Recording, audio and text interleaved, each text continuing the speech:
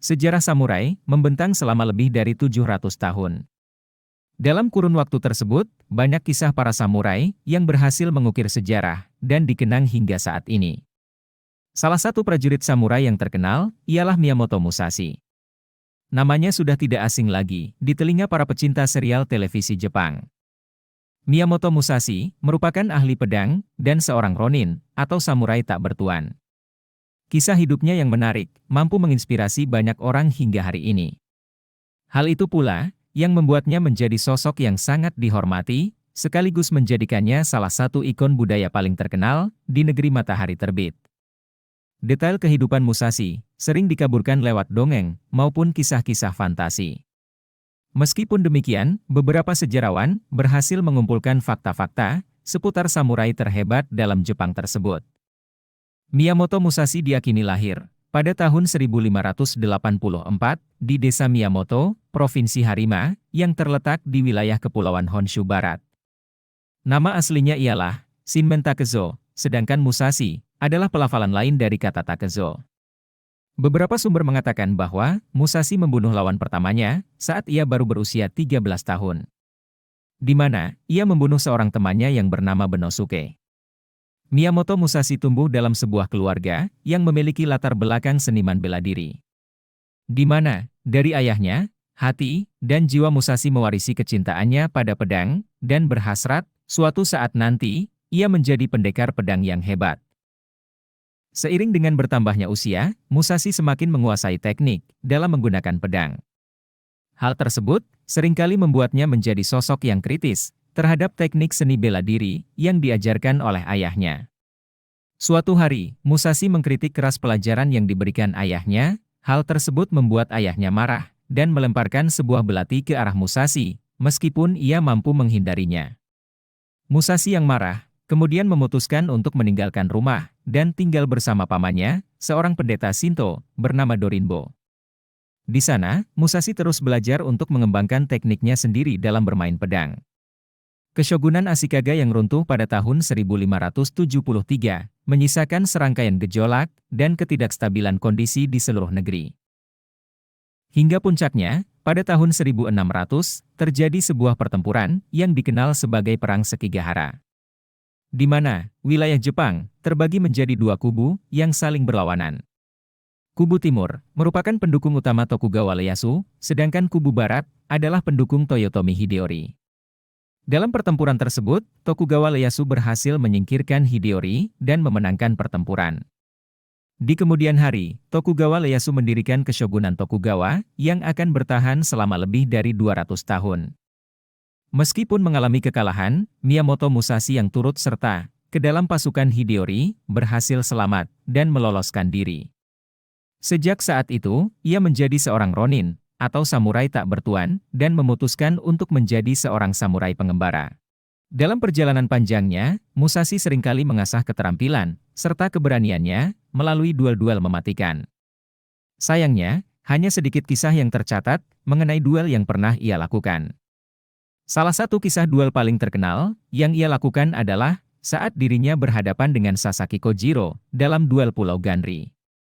Sasaki Kojiro merupakan seorang ahli pedang yang berasal dari klan Hosokawa.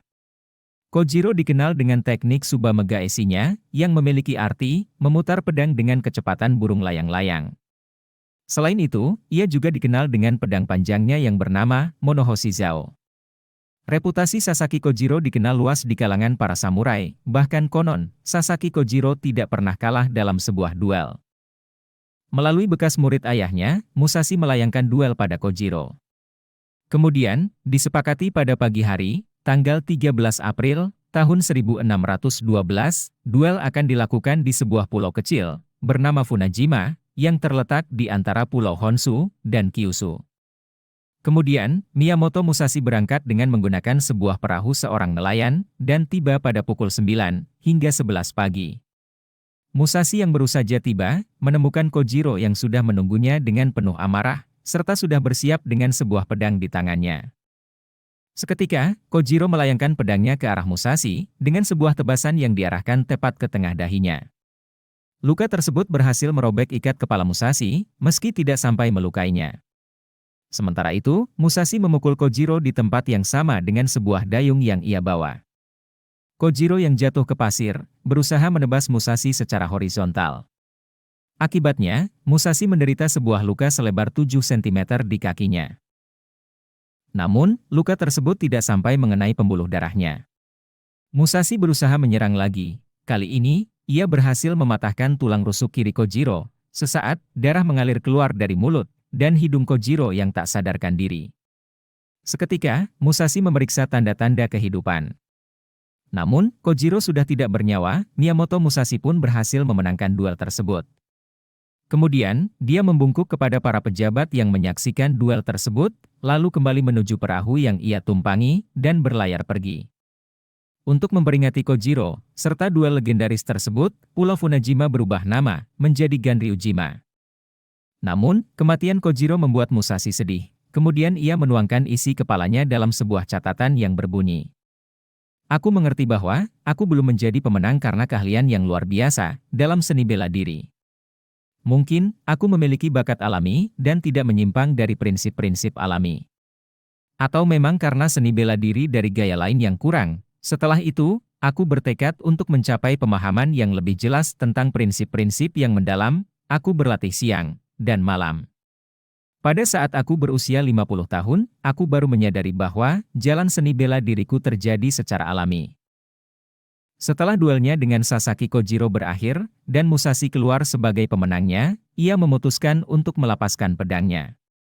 Kemudian beralih menjadi seorang guru seni bela diri, serta menekuni kaligrafi dan seni lukis. Di usianya yang semakin tua, Musashi semakin menyadari bahwa kematiannya akan segera datang.